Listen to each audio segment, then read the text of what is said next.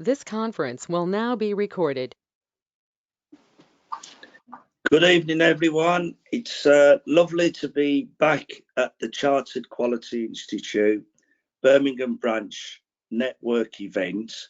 And our network event this evening is presented by Laura Chalkley and Bob Hughes from the Birmingham branch. Welcome, everyone.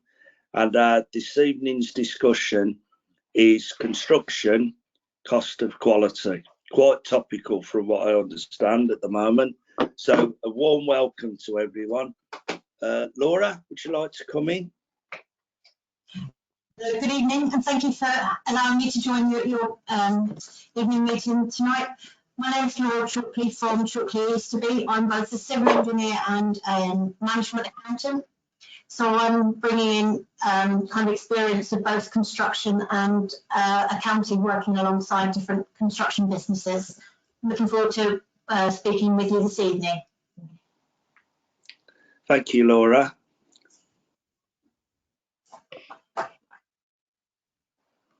So, yeah. Okay, so welcome this evening to the, as I say, to the Birmingham branch. And it's presented on behalf of Laura and myself from Bob at Temple QMS. Laura, next slide, if that's okay. Surely. Yep. And here we go. Well, welcome this evening. So the focus this evening is constructing a better cost of quality. So both excellence and profitability go hand in hand. So today we're going to be talking about the principles and practicalities of the cost of quality approach to construction, in particular the ability to use it to target customers, use it to maximise your profit margins, and also to make your operations as efficient as possible.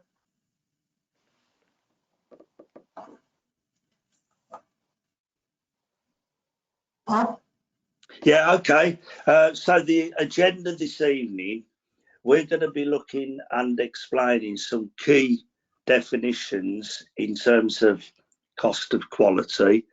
We'll set the scene for construction related cost of quality. We're also looking at the PAF model. And there's a big area now called managing stakeholder requirements, which we'll be looking at. Implementing some improvements so we can actually leave you with some really good initiatives to carry on. Effective auditing and measuring the success of what we do. So that's our agenda this evening that we'd like to continue with.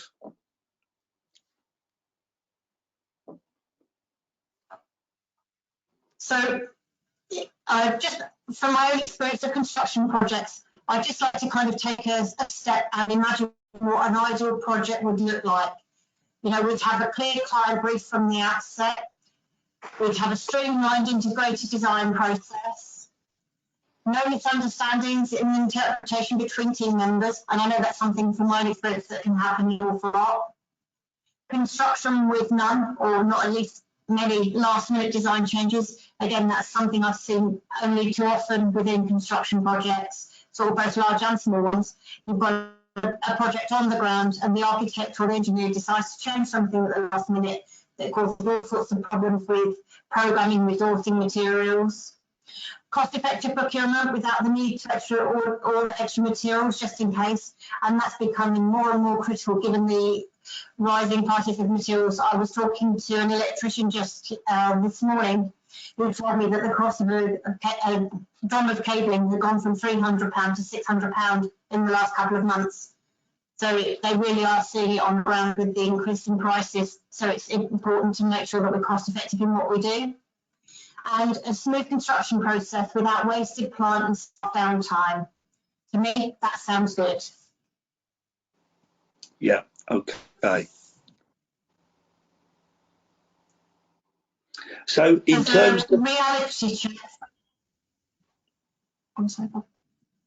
So in terms of a reality check, it's been identified actually, but there's the potential between 10 and 40% quality loss as a result of cost of poor quality, actually in the construction sector. This is associated with doing things more than once, moving materials around, not effectively measuring efficiency and effectiveness. So unnecessary and avoidable cost is not being fully effective measured, which is causing, as I say, between at least 10 to 40% impact on the budget in working out construction related projects. Okay, Laura.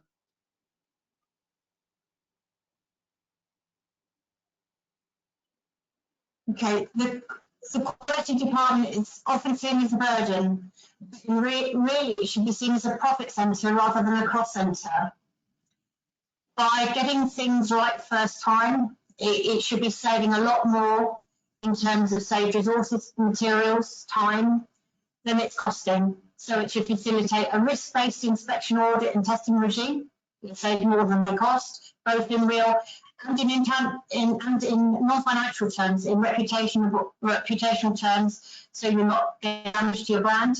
Appropriately trained and skilled staff, and also helping with staff retention. Clear, well understood and rigorously implemented processes, and efficient continuous organisational learning.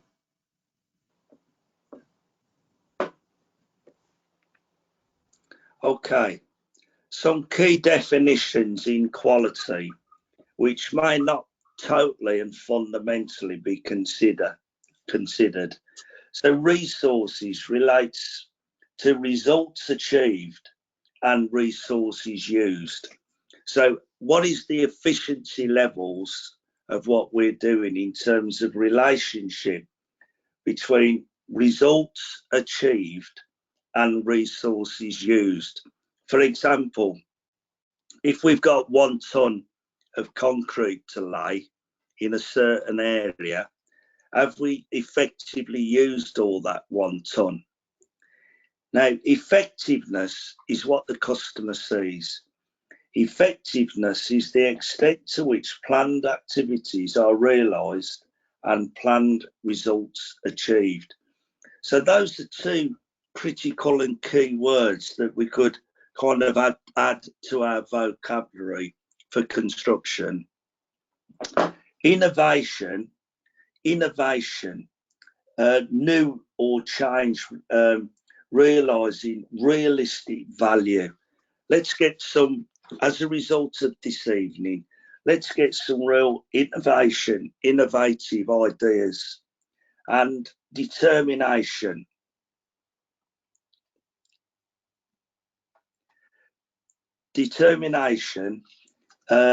Activity to find out 1 or more characteristics that can really add value to what we do. There's a saying, I'm sure you've heard it: are we adding value or are we adding cost? And we must add value to the input, to the output of the process, rather than add cost to it. So that's quite important for us. Thank you, Laura.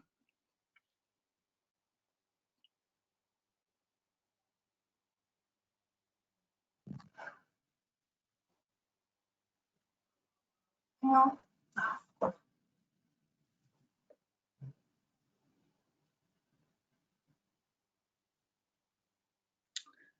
Okay, so cost of conformance. So quality cost doesn't come for nothing. Cost of conformance is the cost of operating the process exactly as it is specified. This does not imply effective nor even unnecessary processes, but the minimum cost of getting things right.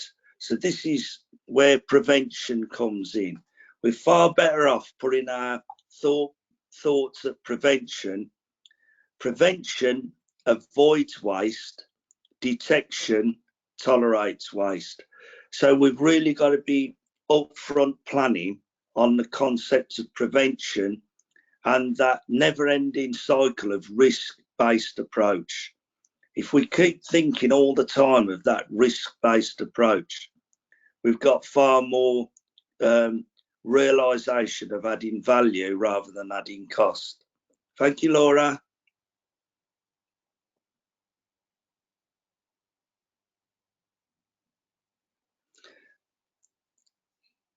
Okay, cost of non-conformance. The cost of non-conformance is the unsatisfactory output. Unsatisfactory outputs, which is activities which are not in accordance of how the process should run. And, you know, where you have to redo things, you have to potentially do rework. And cost of non-conformance is something that would at all cost in construction or any other activity desperately trying to avoid. Cost of non-conformance is obviously more of a cost than conformance because the pound note sign is getting bigger and bigger when you enter into a cost of non-conformance situation. Thank you, Laura.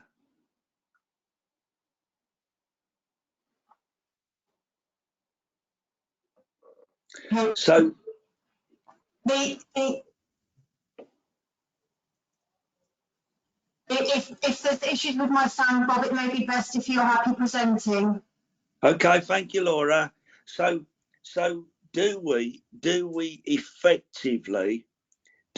effectively constantly consider the core basic elements of quality, which is the 7 principles? And where do these 7 principles of quality, where do they really come in to the cost of quality in relationship to construction? So for example, we're focusing consistently on the ISO 9001 standard. And we're trying to bring that ISO 9001 standard alive into the community of the construction industry. Customer focus is where we look at upfront planning feasibility. Can we do the job right first time? So customer focus, have we adequately looked at determining customer expectations? Leadership, do leadership come involved in the effectiveness and the efficiency of the organisation that we're getting involved with? Those words, effectiveness and efficiency, as we say, effectiveness is what the customer sees. Efficiency is what our organisations see in terms of right first time, doing the job right first time quality. The third principle of quality is engagement of people. Are we actually engaging all the people in delivering the organisation's strategic direction? Do we actually effectively know what that strategic direction is? What is our organisations trying to achieve? How is that strategic direction linking and connecting to the organisation's quality policy? How is that quality policy deployed and objectives and targets achieved? And how are those objectives and targets effectively managed by all the people within the organisation, taking roles, responsibilities and accountability to deliver that concept of excellence. If we look at the number 4, the process approach, in terms of the process approach, we're looking for the transformation of an input to an output with interrelated processes, right first time, every time.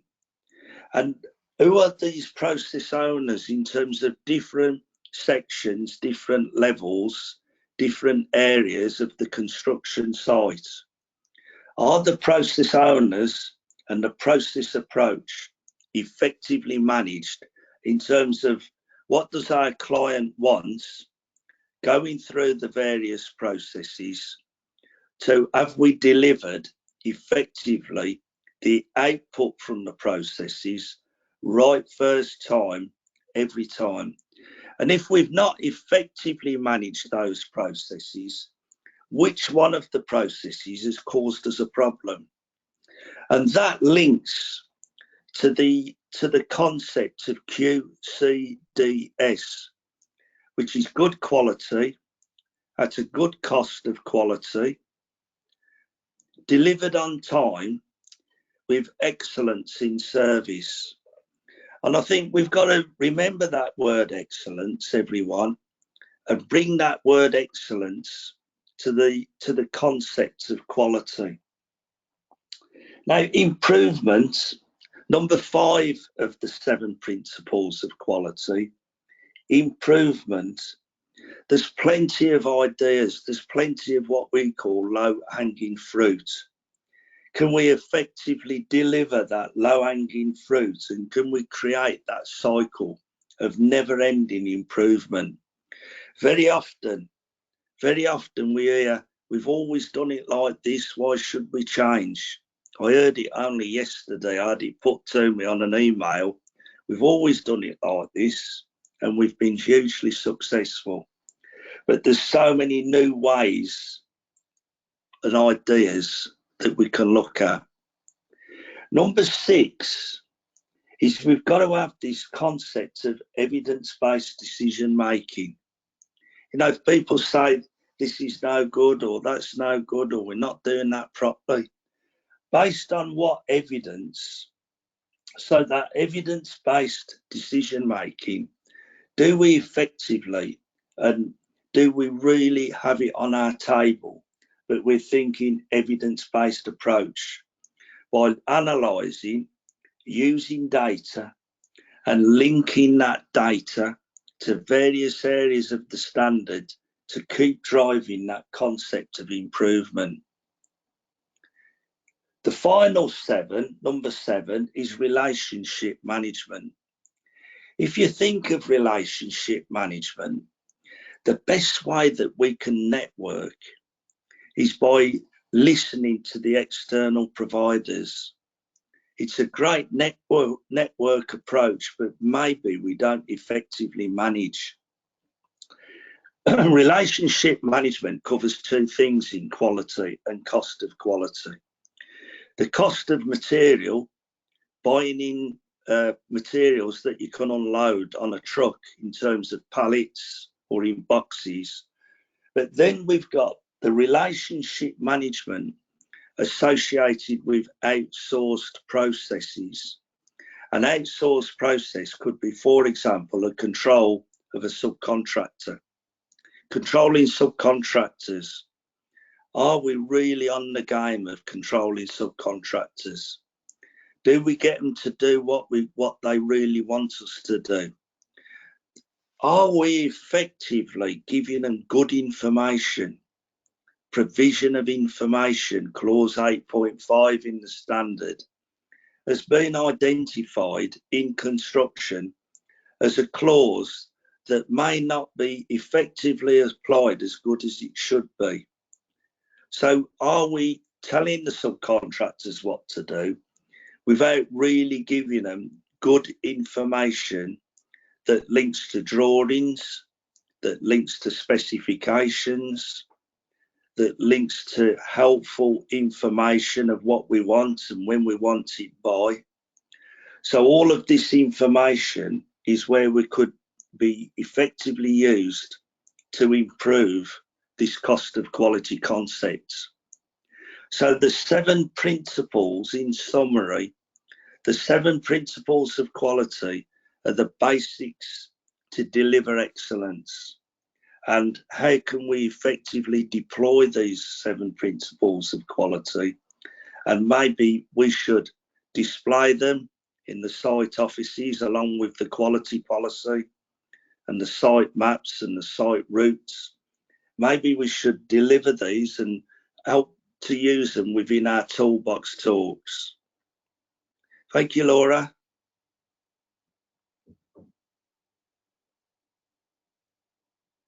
So what is the quality cost? The cost of ensuring that we deliver outputs that satisfy our client requirements in a cost-effective way, right first time. The cost incurred when the delivered outputs are unsatisfactory and we've got wasted time, wasted material, plant downtime, people standing on site while we're waiting to get it right. Cost of poor quality. What is the cost of quality? Cost of quality is getting it right, and potentially the cost of quality of getting it wrong. Thank you, Laura. So we start to see the prevention, appraisal and failure model, which is cost of quality, which is an old British standard called PAF, prevention, appraisal and failure.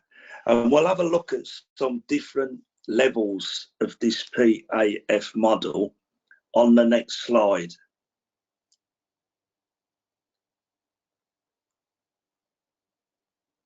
Okay, thank you, Laura. So this slide talks about some prevention costs, and prevention costs are okay. Now, where we want to spend our money on quality planning, it might be that we spend our money on effective inspection and test plan for construction, quality planning, where we're looking at the scope of the project, how it's going to work, who's involved, what are the deliverables, what are the time scales. There's 2 elements of design. There's the actual construction design itself, but there's the process design of how we're going to manage the construction projects and obviously build the construction projects. Calibrating equipment. So calibrating equipment is a huge risk in construction. It's kind of known, especially with subcontractors on site, but there's a high probability, everyone, high probability that they will be using non-calibrated equipment. And think of the consequence of that. The consequence of that will go into failure, which is obviously a higher cost of quality. Management of our external providers. The management of our external providers is huge in terms of effectiveness of what we're building. We're only as good really as what comes in. So cost of quality should be kind of directed prevention at managing the supply chain, the external providers, and those 2 elements of external providers, which is materials and management of outsourced processes as well, what we do. Quality training, managing the effectiveness of competence with all the people on site so that we really get to that concept of excellence and masterclass construction, which is what we're all trying to achieve. Quality auditing. What is the effectiveness of the auditing that we do to demonstrate conformity, so that we don't find when the horse is bolted, but we're in a situation where we've got poor quality through ineffective internal auditing. And analysing quality data. What parts of the standard link to analysing data? Certainly section 9, monitoring and measuring results. But what results can we measure?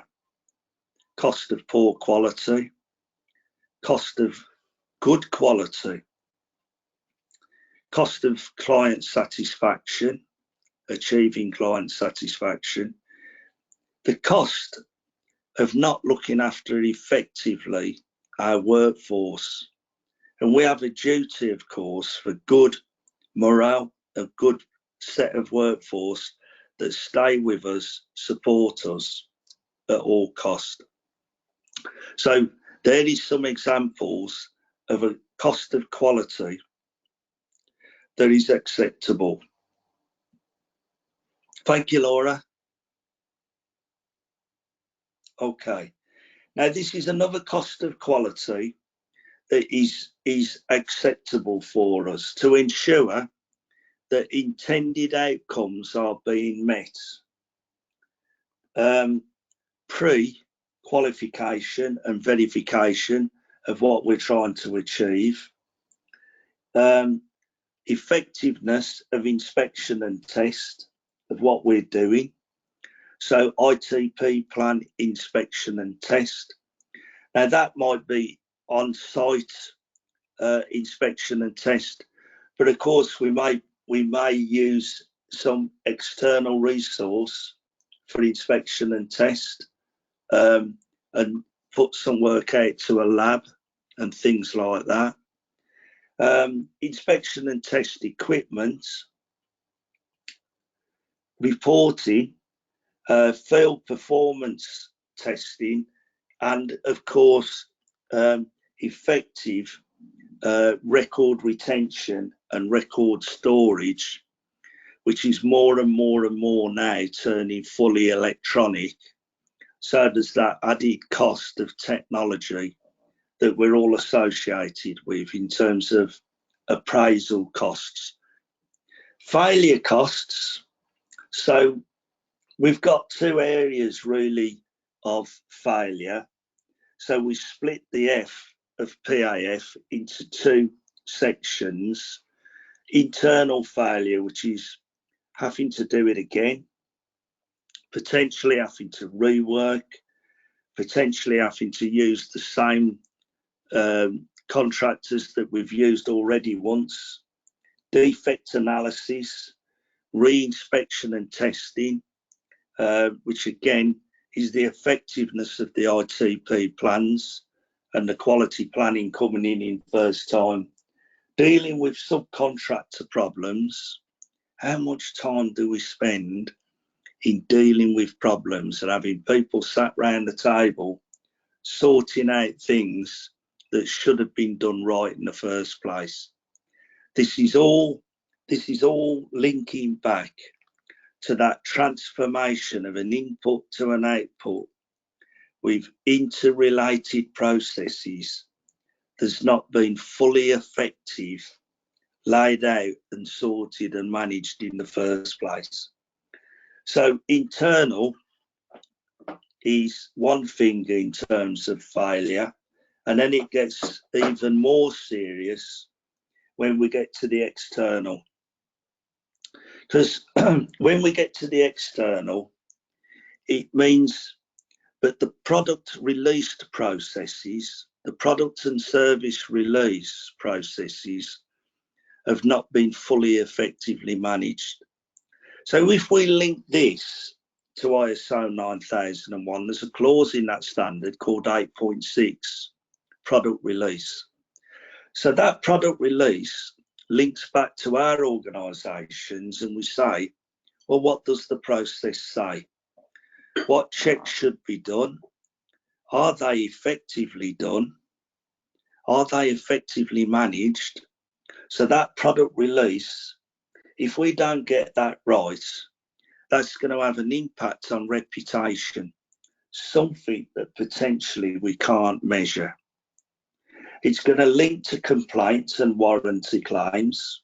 Again, that is an analysing and using data that we could really do without.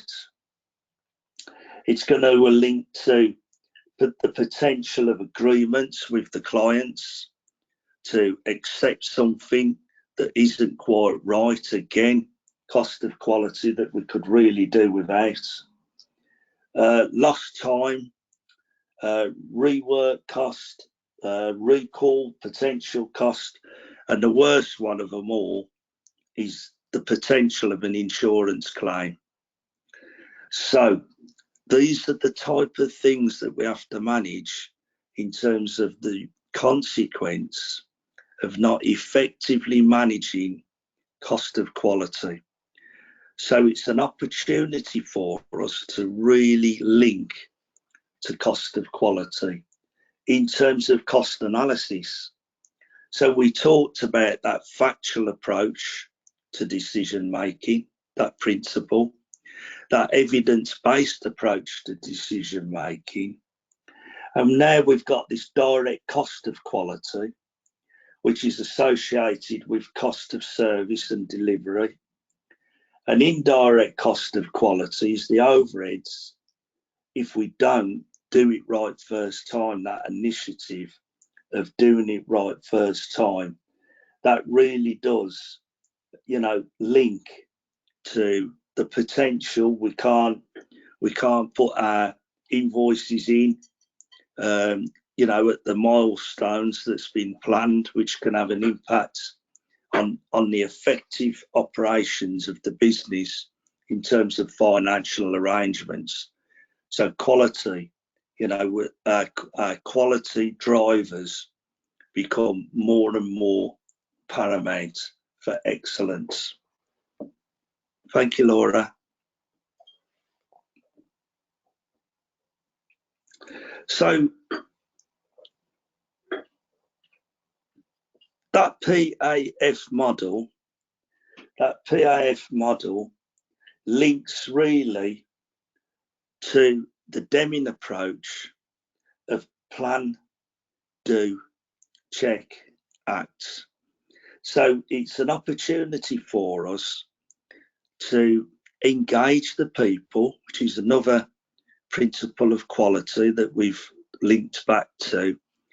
Engage the people with some effective objectives. So plan what we're going to do, re-look at the quality plans and the inspection and test plans, revisit them, lay them out with some increased effectiveness approach, do some action, act on what action we've said we're going to do, and create that never-ending cycle of plan, do, check, act. And then if we look at quality, there's a section that talks about effectiveness of actions taken. And this is another area where potentially we can really add value to what we want to do. Thank you, Laura. Okay, so getting to where we need to be, optimising prevention and appraisal costs. So let's think of a project and an objective and target for 2022, where we can really optimise prevention and appraisal. We can deliver excellence in prevention. We can become the leaders in idealistic ways of creating opportunity and risk management. We can use a lessons learned approach and keep that log up to date. We can link that lessons learned back into inspection and test and quality planning. So we're optimising the front end of prevention and appraisal. We're making every effort to eliminate failure cost. Remember that prevention avoids waste, detection tolerates waste. Managing our stakeholder expectations, our stakeholders within the organisation and our stakeholders external to the organisation.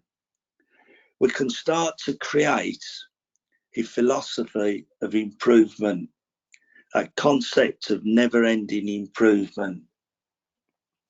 We can really look at an effective approach to inspection and test, and we can start to analyse data, again, analysing and using data, that evidence-based approach, and we can start to measure our success and reward our people and motivate our people and create that morale as best as we can for the future.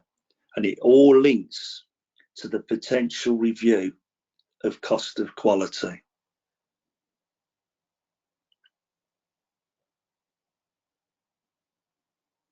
Okay, so from my work in construction, I understand only too well from my work, but sometimes the construction industry is delivering service and products to the construction clients that don't always really know what they want.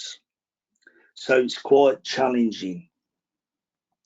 So we have to consider the best way we can to manage determining the requirements of products and service. Clause 8.2.2 in ISO 9001 talks about determining the requirements of products and service. Again, maybe we can link this to feasibility.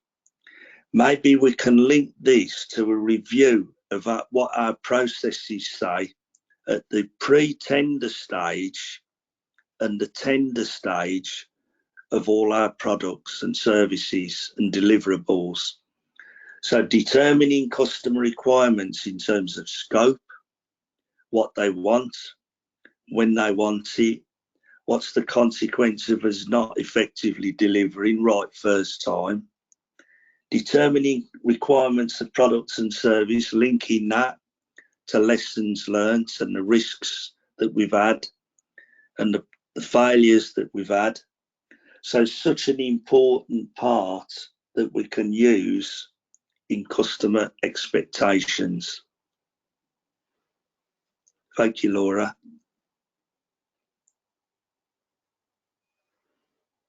So managing all our stakeholder requirements seems to be getting more challenging. Stakeholder requirements include customer requirements, especially connecting to actually specifications or standards that we have to deal with. We're delivering a robust approach. We understand the project boundaries of what we've got to do, our roles and responsibilities in delivering excellence, that concept of value engineering to add value right from the start. So we bring in that multidisciplinary approach of different people in terms of, you know, site quality, the people who look after the site setup, the different process owners and the project managers. We bring in new engineers, apprenticeships, with enthusiasm for excellence. We bring in that diversity approach with all different people as much as we can. People with experience helps, people with no experience help. The more that approach of stakeholders can be managed, the better. What are the project gateways so that we don't enter down the chain right to the product release stage without any really good accountability of inspection and test in terms of gateways? What's the effectiveness of internal communication with our players and external communication with all the people that matters to us in terms of the client and their expectations, to make sure that pre-tender and that tender phase is effectively managed and considered on an ongoing basis with a joint project team really determined to add value. Which brings us to the next slide, which is improvement. Thank you, Laura. So that concept of managing the budgets and the profitability of our job, managing changes effectively. What is our process to manage change? How is change fed back into the tender stage to make sure that we're getting it done really good? How are we engaging the people to help us effectively reduce cost and create a better return on investment? What are our improvement programs, our objectives, our targets, to ensure that intended outcomes are met and are met right first time, and our processes are delivering conformity in a fully effective manner? These are the things that we can consider. Heighten the roles and responsibilities of all our staff.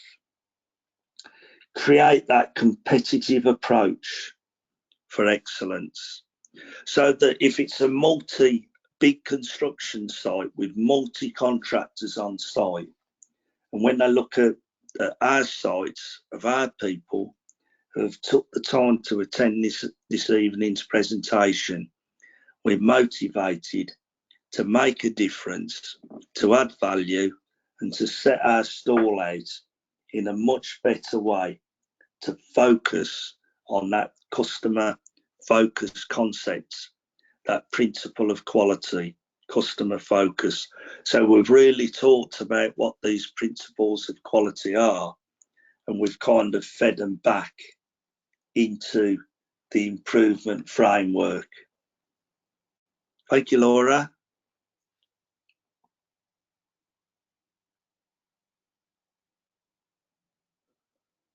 Okay, so implementing sustained improvements. I won't read all these out, but there's so much areas that we could improve on, so much in terms of motivating the skills and the training, the work needed in the design stage, the upfront planning stage, as they call it, engaging staff for excellence, looking at success, looking at right first time, looking at the effectiveness of tracking, inspection and test.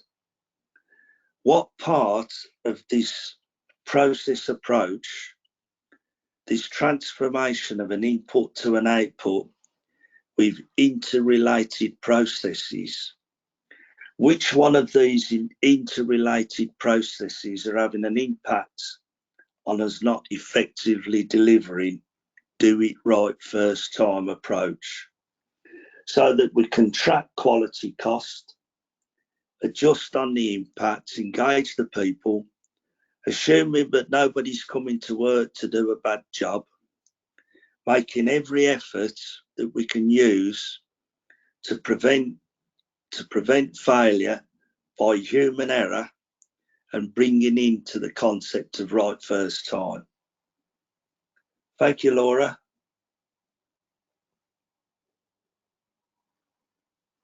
Which brings us into that positive and positive approach, linking to the audit standard now. So we've talked about ISO 9001.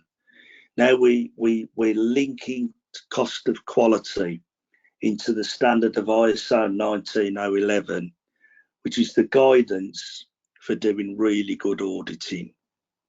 So we're auditing based on the importance of processes, based on that risk-based approach.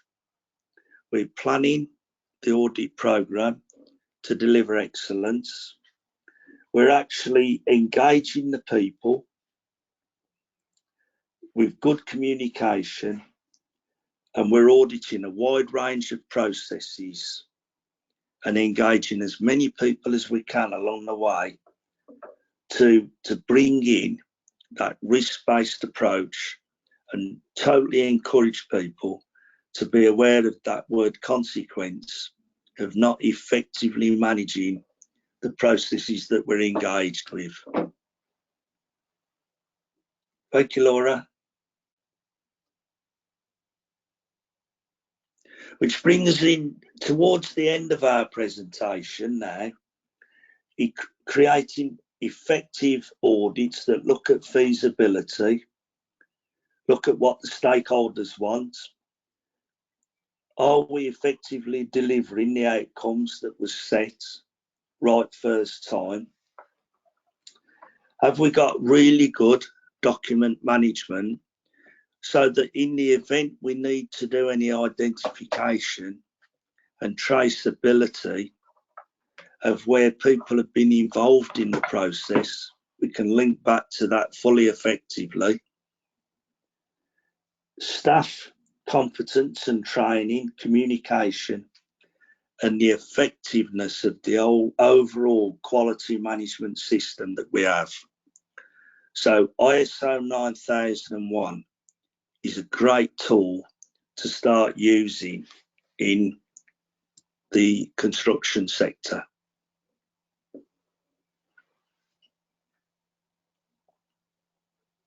And then, of course, we measure our success. How can we measure the effectiveness of good quality?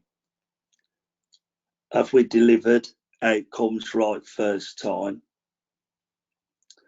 Are we doing any benchmarking?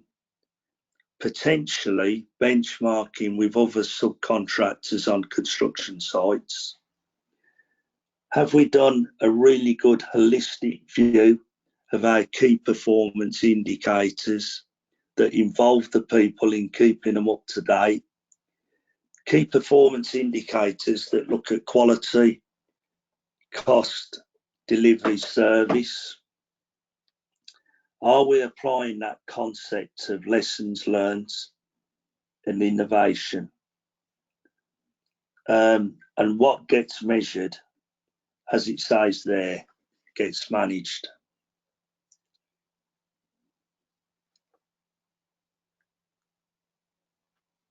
Okay, thank you, Laura.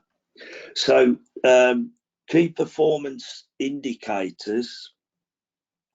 So what key performance measures link to that principle of evidence-based approach and that data analysis, which is a cost of review of wasted material. So you could set an area to control clause 8.7 of ISO 9001, which is effectively managing segregation of non-conforming materials. So you could set an area so that you can put some cost in and some make it a displayable. You know, how many construction sites do you go into and you see really good information of who the managers are, who the supervisors are, when was the last accident? Well, why don't we add when was the last failure that cost the quality? Thank you. Actual and planned program, design changes. So projects comes into it in terms of the next slide, which is our never-ending. So Laura, would you like to come in? And I know you've been a bit tricky on sound, but I'm sure you're itching to come in right at the end, Laura, and give an overview from your organisations to summarise all that and do a great job like we always know you do on continuous improvement. Thank you, Laura. Over to you. Hi, good evening. I'm sorry about my sound. I thought I'd got everything set up. I don't know quite what's happened this evening. Yeah, from our point of view, in terms of continual improvement, I mean, as an organisation ourselves, we're always looking for better ways to do things. For example, we work with a number of different contractors, accountants, and we take lessons learned from one person and kind of apply them to another. We even take in between sectors. For example, what I see in terms of good project work and how things are done in terms of process, maybe by a construction company, I'm taking that into the heritage sector with the client there, or into the wellbeing sector. I think it's very much about managing and measuring what you're doing. I'm a real big fan of key performance indicators. You know, that Kaplan and Norton is a model that I tend to use with clients. So you're not just measuring your financial performance or just measuring your quality performance. The idea is to get everything a very balanced view of your business at all times. And if you're measuring and monitoring that and you're sharing that information with the staff, that's a really good tool to use to kind of improve the way you're doing things. I think it's very key to make sure you get input from staff on the ground as much as from the managers. It's the guys on the ground who actually see what's happening on a day-to-day basis. And I think as long as we continue to kind of learn and improve, then things are always going to get better and more efficient and better for everybody. Good point, Laura. Thank you. Well done. Well summarised, Laura. So on behalf of Laura and myself, next slide, Laura, if that's okay. So on behalf of Laura and myself, Bob, has anyone got any questions? We would love participation of the end of our Birmingham branch Chartered Quality Network event.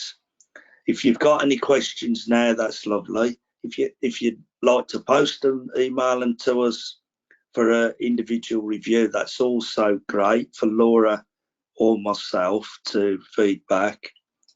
But, you know, thank you very much for taking this time out to attend. We've had a great response this evening in terms of numbers. So clearly cost of quality is of great interest. So thank you very much. Have we got any questions, anyone coming up?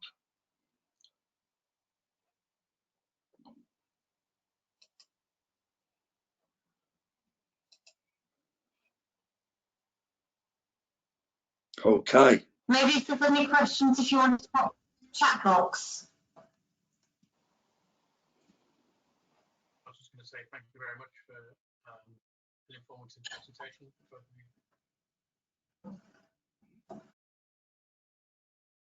Yeah, I think I got a faint thank you very much there, so we appreciate that. I mean, Bob, something that I find interesting is kind of, obviously you're working across lots of different sectors where I specialise in construction. What kind of similarities and lessons learned can you see between construction and the other sectors you work with? Well, that's a good question. I mean, I think manufacturing seems to be at the moment more closely aware of cost of quality than potentially what construction is at the moment. I think construction clearly now is engaging in the quality standard more and more. I think they've got a little catching up to do, and they kind of accept cost of poor quality. You know, it's almost as though snagging, for example, snagging is kind of okay. It's the norm. It's what we do. But there's certainly opportunity to analyse the reason for snagging. I'm not suggesting for 1 minute, but it can be all of a sudden eliminated, but we can surely, you know, analyse snagging a bit more, maybe use that data to do some plan, do, check, act, and look at the biggest reasons of why we're doing snagging. So in answer to your question, certainly, you know, in terms of process failure or managing cost of material, definitely seems to be in manufacturing, it seems to be more closely monitored than in construction at the moment, although I would say, Laura, but the construction industry are catching up. But that's always good to hear. I mean, I've worked in construction now for around 30 years, and I must admit, I've worked on some large projects and on some small ones, and you do see a really wide range of approach. I've worked on everything kind of from Transport for London, London Underground, where you couldn't move without a procedure in place, to working with small builders where it's a less rigorous approach, and I think there's some good lessons to be transferred from one to the other. Absolutely, Laura, absolutely. I think construction are catching up, so, you know, better to catch up, better late than never, though. Do you agree? Oh yes, most definitely. And as you say, I think it's definitely getting it there now. It's becoming more the norm. I know that you've got organisations like Construction Line, especially in the public sector when they tender. I think people are looking more and more for that sort of certification and accreditation. You know, ISO 9001 or ISO 14001 for the environmental. People are looking for that kind of assurance. They are. Have we got any more questions, anyone? Has anyone got any additional questions to Laura that they'd like to bring in? If not, you can always email to Laura or myself, and we'd love to engage in a conversation with you, you know, and network, and kind of share the concept of excellence and doing a great job between us and adding value, and, you know, supporting the community of quality and the spirit of risk-based approach, and learning and achieving together. Anybody finally got any questions? Bob, Errol, just to say thanks a lot for a really great presentation, sir. You're a font of knowledge. Thank you, Errol. Really Thank good, you, very, very good. Nice to see where it's leading in terms of construction, and how well the event went. I was very, very pleased and privileged to be able to sit on and listen. Thank you, Bob. Thank you, Thank Errol. you, Laura. We've known Errol for a long time. Since, Errol, I hope you don't mind me saying so. No, go on. Since you were a lad. Absolutely, sir. Absolutely. Fantastic knowledge, Bob. You've got fantastic knowledge.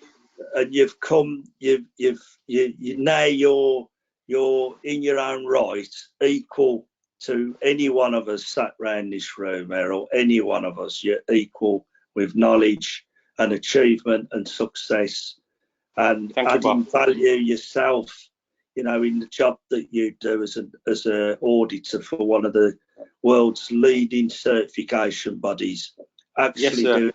Actually doing a great job, Errol. We all take our hat off to you, and you know, great to see you networking with us. And, thank you, Bob. Thanks for your comments, Errol. Well done. Thank you, Bob. Thanks to everybody. Really great. Thank you.